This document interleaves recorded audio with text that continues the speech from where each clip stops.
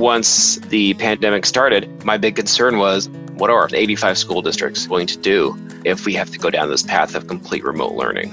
We had 30,000 teachers in the state of Iowa who had never taught online before. Now all of a sudden they have to do it basically tomorrow.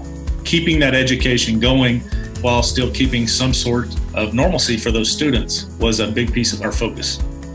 ClassLink was able to provide that type of a consistent environment. ClassLink gives students and teachers the environment that they're expecting. All they have to do is log in, click on one icon, and everything just works.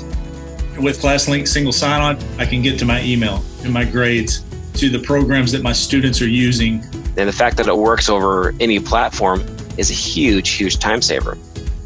ClassLink's analytics made it much easier to see which students were engaged, which students were participating.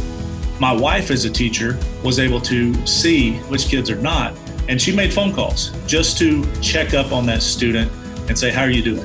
ClassLink is one of those environments that makes for a conducive experience at home for students across the age spectrum.